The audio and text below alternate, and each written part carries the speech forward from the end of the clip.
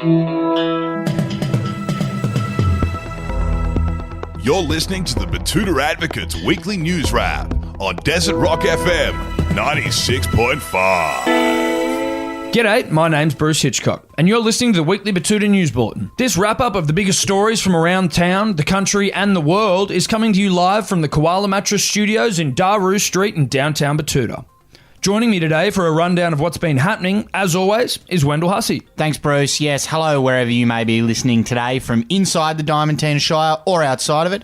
I hope your new year's been ticking along nicely. Let's kick things off with some national news this week, Del. The country's been rocked by a rare meteorological event the last few days. Yeah, that's right, Bruce. The nation's been taken by surprise once again by a forecasted January heatwave. The seasonably warm weather has taken the nation by surprise, as it does most years, and many around the country seem very confused by some baking January days. A Betoota Heights roofer by the name of Phil, who says folk in his industry have it especially tough this time of year, said this latest heatwave that the mainstream media have been reporting on for days has really snuck up on him. He said to us, 5 consecutive days over 30 in the Queensland desert during January. Well, who would have thought? Every year the news of an impending heatwave comes out of nowhere, it does. One minute I'm thinking about packing a jumper, the next I'm getting my apprentice to rub sunscreen on my back. I'll tell you what, climate change has really scrambled the weather out here, hasn't it? You just never see it coming, do you, Del? Staying in national news now, and the country's most European city is facing a crisis this week.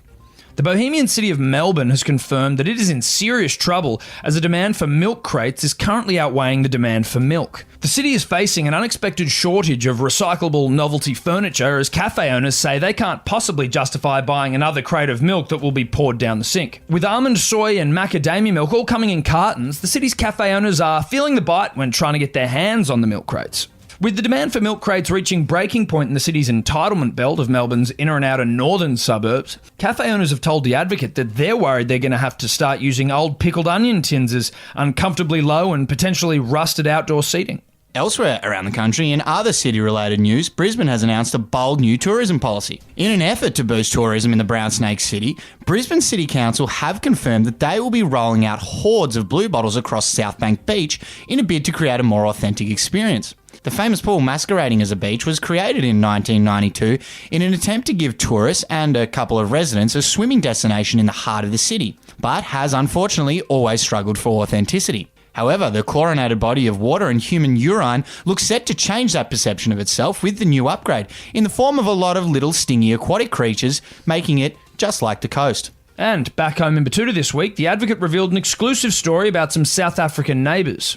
The neighbours confirmed to our reporters that they do in fact have a room that they don't want you to go in. While the new neighbours refused to confirm what was in the room, a passing look through the stained glass window on the door showed a room full of taxidermied endangered African land animals. Our reporters then left after the conversation turned to the appalling state of rugby and cricket in Australia.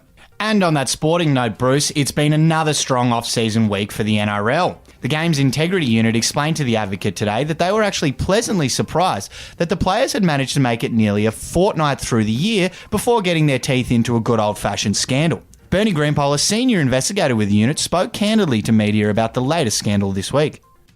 A few more days and we would have been in rugby union territory. Even then, it wouldn't have been that bad. Instead, we have a bloke being filmed doing what a lot of young, virile Australians do whenever they have a dull moment amongst themselves. Anyway, we're investigating said video and we'll let you know how it goes. Not a bad effort at all from the leagueies. Anyway, that's it for the news wrap this week. Thanks for tuning in. Don't forget to subscribe to the podcast in order to keep up to date on what's been happening around town, around the country, and around the world. Until next week, I'm Bruce Hitchcock. And I'm Wendell Hussey.